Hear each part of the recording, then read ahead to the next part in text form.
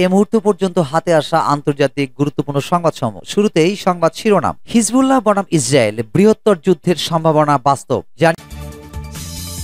জানিয়ে দিব পাকিস্তান ইরানের ফলপ্রসূ আলোচনা। এবার জানিয়ে দিব যুক্তরাষ্ট্রের নিশ্চয়তায় স্বস্তিতে ইউক্রেন। এরপর জানিয়ে দিব আগামীকাল মহাকাশে নতুন ক্রু পাঠাবে চীন। এবং সর্বশেষ জানিয়ে দিব গাজায় গণকবরে মিলল ৩০০ মরদেহ। এতক্ষণ শুনছিলেন সংবাদ শিরোনাম, এখন বিস্তারিত। হিজবুল্লাহ বনাম ইসরায়েল, বৃহত্তর যুদ্ধের সম্ভাবনা বাস্তব। ইসরায়েলের একর শহরের উত্তরে দেশটির বিমান ঘাঁটিতে ড্রোন হামলা চালানো হয়েছে বলে দাবি করেছে লেবানন ভিত্তিক সশস্ত্র সংগঠন হিজবুল্লাহ। আল জাজিরার প্রতিবেদনে জানানো হয়, গত বছরের ৭ অক্টোবর গাজায় যুদ্ধ শুরুর পর ইসরায়েলের এত ভেতরে এটি হিজবুল্লাহর প্রথম হামলা। হিজবুল্লাহ মঙ্গলবার বিবৃতি জানায়, ফাঁদ সৃষ্টিকারী ও বিস্ফোরক ড্রোন দিয়ে আকাশপথ থেকে সমবেত হামলা চালানো হয়েছে, যার লক্ষ্য ছিল একর ও নাহারিয়ার মধ্যবর্তী ইসরায়েলের দুটি ঘাঁটি। দক্ষিণ ইসরায়েল থেকে আল জাজিরার প্রতিনিধি জৈন খদর বলেছেন, উত্তর ইসরায়েলের গভীরে এই বর্ণিত হামলার সাথে হিজবুল্লাহ ইসরায়েলের কাছে একটি বার্তা প্রেরণের চেষ্টা করছে। তা হলো, তাদের কমান্ডারদের ইসরায়েল লক্ষ্যবস্তু বানিয়ে হত্যা করলে হিজবুল্লাহর পক্ষ থেকেও আরো উত্তেজনা বৃদ্ধি হবে। তিনি বলেন, সাম্প্রতিক মাসগুলোতে আমরা যা দেখেছি তা হলো ইসরায়েল ও হিজবুল্লাহর যোদ্ধারা অবকাঠামো ধ্বংস করতে ড্রোন হামলা চালাচ্ছে। জৈদ খদর আরো বলেন, এটি অনেকটা চলমান সংঘর্ষ। গতরাতে লেবাননের 2 বেসামরিক নাগরিক নিহত হয়েছে, যার মধ্যে এক নারী ও এক শিশু ছিল। এই সংঘাত মূলত সীমান্ত এলাকায় সীমাবদ্ধ থাকলেও প্রায় 70 জন বেসামরিক লোক নিহত হয়েছে। সুতরাং এখন পর্যন্ত বিক্ষিপ্ত সংঘর্ষ চলছে, তবে বৃহত্তর যুদ্ধের সম্ভাবনা বাস্তব। এদিকে সম্প্রতি ইসরায়েলের 5টি ড্রোন ভূপাতিত করেছে লেবাননের সশস্ত্র গোষ্ঠী হিজবুল্লাহ। ফিলিস্তিনি প্রতিরোধ আন্দোলন বিষয়ে বিশেষজ্ঞ স্থানীয় হানি আল দালি বলেছেন, ইসরায়েলের বিরুদ্ধে সামরিক অভিযানের মাত্রা বাড়িয়েছে হিজবুল্লাহ। ইসরায়েলের সরকার ও সামরিক বাহিনীর জন্য এর রাজনৈতিক ও সামরিক প্রভাব রয়েছে। এর মধ্য দিয়ে ইসরায়েলকে গুরুত্বপূর্ণ একটি বার্তা দিল হিজবুল্লাহ। হানি আল দালি বলেন, সামরিক এসব পদক্ষেপের মাধ্যমে ইসরায়েলের সামরিক বাহিনীর বিরুদ্ধে সুবিধাজনক অবস্থানে রয়েছে হিজবুল্লাহ। ইসরায়েলের অব্যাহত হামলার মুখে হিজবুল্লাহ নিজেদের সামরিক সক্ষমতা বাড়ানোর চেষ্টা করছে বলে মনে করেন তিনি। রাজনৈতিক বিশ্লেষকদের মতে, বিদ্যমান পরিস্থিতির মাধ্যমে এটা বোঝা যাচ্ছে যে ড্রোন সহ আকাশযান শনাক্তের উন্নত ব্যবস্থা রয়েছে হিজবুল্লাহর হাতে, আর এতে হিজবুল্লাহ যোদ্ধারা প্রতিপক্ষের আকাশ সহজে শনাক্ত করতে পারছে। সূত্র আল জাজিরা। ইরানের ফলপ্রসূ আলোচনা। পাকিস্তানে ইরানের প্রেসিডেন্ট ইব্রাহিম রাইসির সফরে উভয় পক্ষ ফলপ্রসূ আলোচনা করেছে। বাণিজ্য, সংযোগ, জ্বালানি সহ বিভিন্ন বিষয়ে দ্বিপক্ষীয় সহযোগিতা এগিয়ে নেওয়ার বিষয়ে সম্মত হয়েছে উভয় দেশ। বুধবার পাকিস্তানের পররাষ্ট্র মন্ত্রণালয় এক বিবৃতিতে জানিয়েছে এসব তথ্য। দেশটিতে 3 দিনের সফরে রাইসি পাকিস্তানের প্রেসিডেন্ট আসিফ আলী জারদারি, প্রধানমন্ত্রী শেহবাজ শরীফ, সেনাপ্রধান জেনারেল আসিম মুনির, সিনেট চেয়ারম্যান ইউসুফ রাজা গিলানি, জাতীয় পরিষদের স্পিকার সর্দার আয়াজ সাদিকের সাথে বৈঠক করেন। সূত্র জিও নিউজ। নিশ্চয়তায় স্বস্তিতে ইউক্রেন। দীর্ঘ টালবাহানার পর মার্কিন কংগ্রেস অবশেষে ইউক্রেনের জন্য সামরিক সহায়তার প্রস্তাব অনুমোদন করল। অবিলম্বে দেশটিতে অস্ত্র ও গোলাবারুদ পাঠানোর প্রস্তুতি নিচ্ছে বাইডেন প্রশাসন। রাশিয়ার হামলা মোকাবেলা করতে ইউক্রেন বৈদেশিক, বিশেষ করে মার্কিন সামরিক সাহায্যের উপর অনেকটা নির্ভরশীল। কিন্তু ওয়াশিংটনে দলীয় রাজনীতির কোপে পড়ে বেশ কয়েক মাস সেই সরবরাহ থমকে গিয়েছিল, ফলে যুদ্ধক্ষেত্রেও ইউক্রেন বেশ বেকায়দায় পড়েছে। শনিবার মার্কিন পার্লামেন্টের নিম্নকক্ষের পর মঙ্গলবার উচ্চকক্ষ প্রায় $600 কোটি সাহায্যের প্রস্তাব অনুমোদন করার পর অবশেষে উৎকণ্ঠা দূর হলো। ইউক্রেনের প্রেসিডেন্ট ভ্লাদিমির জেলেনস্কি সামাজিক যোগাযোগ মাধ্যম টেলিগ্রাফ অ্যাপে এক বার্তায় মার্কিন পার্লামেন্টের প্রতি কৃতজ্ঞতা প্রকাশ করে বলেন, ইউক্রেনকে সাহায্য করতে এই ভোট গণতন্ত্রের বাতিঘর ও মুক্ত বিশ্বের নেতা হিসেবে যুক্তরাষ্ট্রের ভূমিকা আরো জোরদার করলো। রাজনৈতিক বিবাদ কাটিয়ে ইউক্রেন, ইসরায়েল ও তাইওয়ানের জন্য সামরিক সাহায্য অনুমোদন করার পর যুক্তরাষ্ট্রের ডেমোক্রেটিক ও রিপাবলিকান দলের নেতারাও রাশিয়ার প্রেসিডেন্ট ভ্লাদিমির পুতিন ও অন্যান্য প্রতিপক্ষকে কড়া বার্তা পাঠানোর কথা বলেন। আগামী নভেম্বরে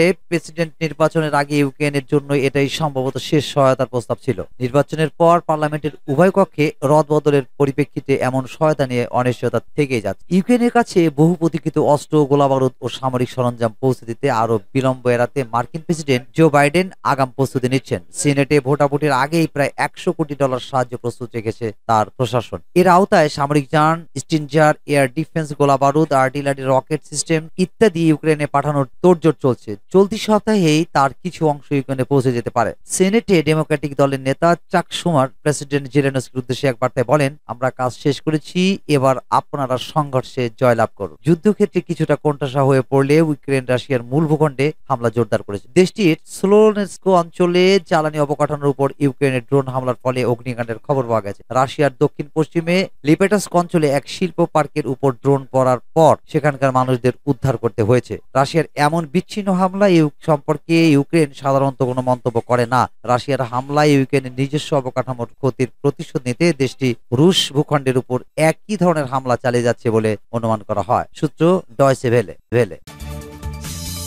আড়াল মহাকাশের নতুন ক্রু পাঠাবে চীন। চীন আগামীকাল বৃহস্পতিবার সন্ধ্যায় নতুন 3 নভোচারীকে তিয়ানগং মহাকাশ স্টেশনে পাঠাবে। মঙ্গলবার বেইজিং এর ম্যানড স্পেস এজেন্সি বলছে 2030 সাল নাগাদ চাঁদে মানুষ পাঠানোর লক্ষ্যে সর্বশেষ এই মিশনে নভোচারীদের মহাকাশে পাঠানো হচ্ছে। বেইজিং জানিয়েছে সেনজু 18 মিশনে 3 মহাকাশচারীকে বৃহস্পতিবার রাত 8:59 উত্তর পশ্চিম চীনের জিউকুয়ান স্যাটেলাইট লঞ্চ সেন্টার থেকে উড্ডয়নের কথা রয়েছে। মিশনে নেতৃত্ব দেবেন যুদ্ধ বিমানের পাইলট এবং নভোচারী ইয়াং গুয়াংফু। তিনি আগে 2021 সালে সেনজু 13 মিশনেও অংশ নিয়েছিলেন। তিয়ানগন মহাকাশচারীদের সর্বশেষ ব্যাচ 6 মাস কক্ষপথে অবস্থান করবেন। তারা সেখানে মহাকর্ষ এবং পদার্থবিদ্যায় পাশাপাশি জীববিজ্ঞানের পরীক্ষা নিরীক্ষাও চালাবেন। সিএমএস এর উপপরিচালক লিন জিয়াকিয়াং এক সংবাদ সম্মেলনে বলেন, সকল প্রাক লঞ্চ প্রস্তুতি সময়সূচি অনুযায়ী তৈরি হয়েছে। তিয়ানগং হলো বেইজিং এর মহাকাশ কর্মসূচির গৌরবোজ্জ্বল মুকুট। বেইজিং এর মহাকাশ কর্মসূচি ইতিমধ্যে মঙ্গল ও চাঁদের রোবোটিক